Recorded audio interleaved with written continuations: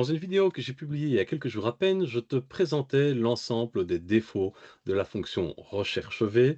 Je vais aujourd'hui te montrer quelle est la solution que tu dois adopter si tu n'as pas la licence Microsoft 365.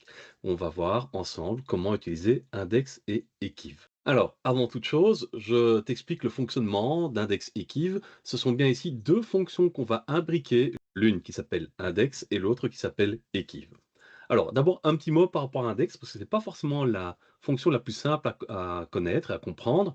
Et je vais repartir des mêmes données que celles que j'avais utilisées pour la vidéo précédente sur les défauts de recherche V.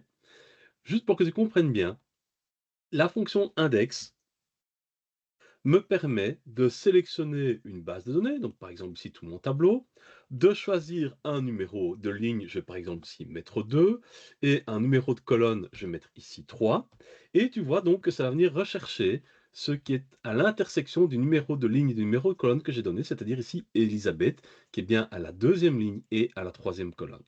Alors tu me diras: «Bah, Jean-Michel, c'est bien gentil, mais c'est pour aller taper des numéros de ligne, des numéros de colonne toi-même manuellement, où est l'intérêt de cette fonction?»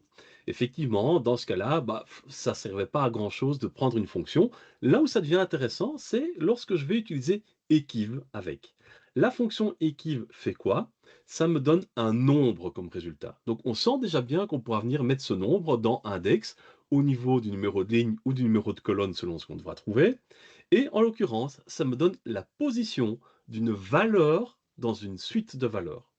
Exemple, si je cherche le texte non, avec Ekiv, je peux lui dire que ma valeur cherchée, c'est ceci, que je cherche à l'intérieur de toutes ces cellules-ci, et je vais lui indiquer ici que je veux une correspondance exacte. Donc, il y a la même notion que dans recherche V de valeur proche ou de valeur exacte, si ce n'est que ici, quand on a une notion de valeur proche, on peut choisir s'il doit prendre l'élément inférieur le plus proche ou l'élément supérieur le plus proche. Ce sera la seule petite différence.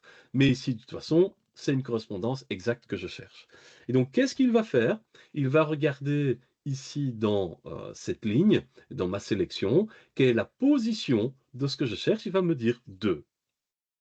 Autrement dit, ça, une fois que je vais le mettre dans un index, ça me permettra d'aller chercher automatiquement dans la colonne qui m'intéresse. Voyons voir ça maintenant dans notre exemple concret. Je vais donc commencer par la fonction index, dans laquelle je vais sélectionner la base de données complète ici parce que c'est plus simple. Le numéro de ligne est variable, il va dépendre de l'ID que je cherche. Donc, autrement dit, ici, je viens directement chercher ma fonction ekiv. Je vais lui dire pour la fonction ekiv, donc qui ressemble quand même en termes de logique aussi à un recherche V hein, finalement, mais que je cherche ce numéro d'ID, où ça à l'intérieur de la colonne ici avec le numéro d'ID. Donc en l'occurrence, une fois que j'aurai terminé le ekiv, il me dira ici que c'est la position numéro 7. Et je ne manque pas de lui dire que je cherche une correspondance exacte. Le qui va terminer, donc je ferme la parenthèse, et je vais devoir indiquer maintenant le numéro de colonne. Bah, si c'est le nom de famille que je veux, le numéro de colonne, je pourrais très bien lui indiquer que c'est le numéro 2. Et donc, une fois que j'ai terminé ça, voilà, il me donne ici des résultats corrects. On voit ici qu'il y a une erreur NA. Pourquoi? Parce que le client numéro 10 n'existe pas dans la base de données. C'est une donnée que j'avais entrée pour illustrer ce type d'erreur avec recherche V et je l'ai laissé tel quel avant de tourner cette vidéo-ci. Mais donc, en l'occurrence ici, même chose. Si je dois résoudre ce problème pour avoir un message d'erreur qui soit un peu plus clair, indiquant par exemple que ce numéro de client n'existe pas, je devrais de nouveau utiliser le si erreur tel que je l'ai fait avec recherche V pour lui demander de mettre un message d'erreur de type numéro d'ID inexistant. Mais lorsque je joue avec ça, bah, évidemment, je me retrouve avec trois fonctions imbriquées l'une dans l'autre. Donc on va dire que ça va rester un élément qui sera gênant globalement au niveau de index et ekiv, cette gestion d'erreur. Sinon, pour le reste, et je vais refaire exprès de remettre ici quelque chose de correct, voilà, il va bien à chaque fois me chercher le nom. Alors, on avait identifié un premier problème avec recherche V, qui était le fait qu'on ne puisse pas faire de recherche vers la gauche. Je vais donc supprimer ceci et refaire la même chose. Donc on travaillait avec cette deuxième base de données pour rappel où le numéro d'ID se trouve ici après le nom. Donc avec recherche V, on n'y arrivait pas. Eh bien, tu vas voir qu'ici avec index et kiff, ça ne posera pas de problème. Donc je lance index, je viens chercher cette fois-ci dans la deuxième base de données puisque c'est avec celle-ci que je veux illustrer. Le numéro de ligne sera variable avec la fonction equiv, où je vais venir chercher mon numéro de client. Je lui demande de le trouver dans cette colonne-ci en cherchant une valeur exacte. Ça va me donner, dès que je ferme la parenthèse, si je devais valider le numéro de ligne. Ici, le numéro de colonne, ben, si je veux le nom, je peux indiquer que c'est la colonne numéro 1.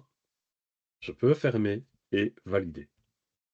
Et donc ici, ça ne pose plus de problème. Donc je peux tout à fait faire une recherche vers la gauche sans que cela ne crée de soucis. Le deuxième problème qu'on a vu avec recherche V, c'était lorsqu'il y avait un changement dans la base de données. Alors, ce que j'ai fait ici, c'est que j'ai remis la première formule donc, qui était sur la base de données ici à gauche. Et on a vu avec recherche V bah, que s'il y avait une colonne qui était rajoutée, ici par exemple avec un nom d'entreprise, voilà, je te l'ai passé en accéléré, que ça crée un problème. Ici, c'est la même chose de base avec index equiv, mais ici, tu pourras avoir une solution en retravaillant ton index. Donc, au lieu de lui dire la colonne numéro 2, eh bien, on va automatiser le numéro de colonne avec equiv. Et donc, ce que je vais faire ici, c'est que je vais lui dire que je cherche le texte nom à l'intérieur des titres ici. Donc, évidemment, il faudra que ce soit tapé de la même manière, sinon je n'aurai pas de correspondance, en lui disant que je cherche une correspondance exacte. Et donc, j'utilise un index avec 2 équives à l'intérieur. Voilà, donc ceci ici, ça fonctionne bien. Je vais lire d'écraser toutes les formules. Et donc, ceci, ça fonctionne bien. Et cette base de données pourrait totalement changer ici dedans. Donc, je vais par exemple déplacer le nom pour le mettre après le prénom.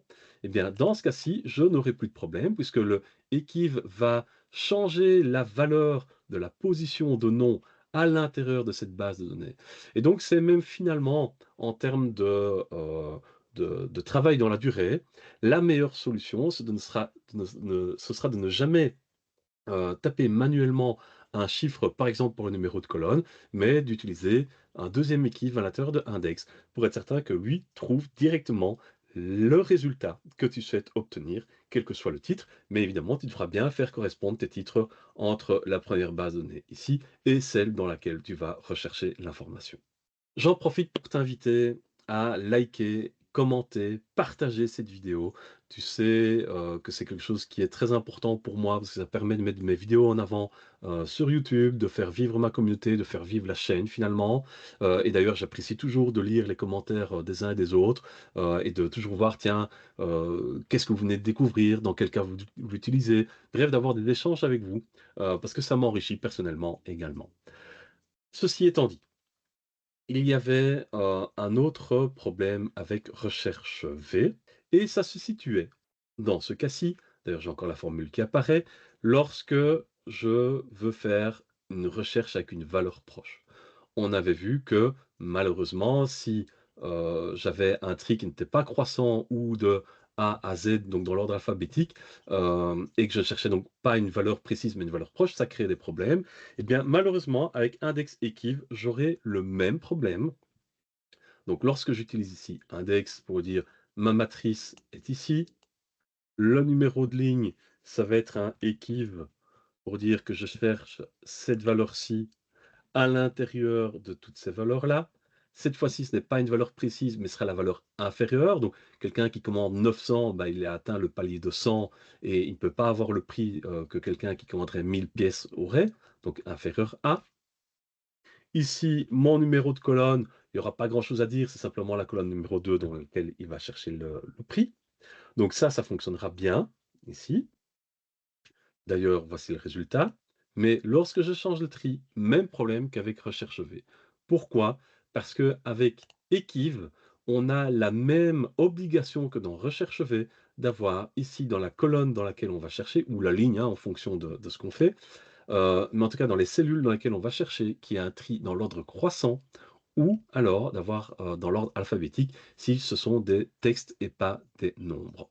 Et donc on voit que Index et amènent des choses supplémentaires, pour gommer les résultats de recherche V et recherche H, mais que malgré tout, on pourrait mieux faire. Il y a des choses qui peuvent rester potentiellement gênantes, où on peut se retrouver très vite finalement à devoir imbriquer 3 fonctions l'une dans l'autre, ce qui est pas forcément top. C'est la raison pour laquelle, si tu as la chance d'avoir, Microsoft 365 ou au minimum Office 2021, tu pourras aller voir Recherche X dès que la vidéo sera à disposition, d'ici, quelques jours, en tout cas quelques jours après la sortie de cette présente vidéo, eh bien un lien apparaîtra ici en haut à droite, pour te permettre d'aller voir directement la vidéo dont je te parle sur Recherche X, qui est le summum des fonctions de recherche. Je te dis merci, à très vite. Maintenant, c'est à toi de jouer.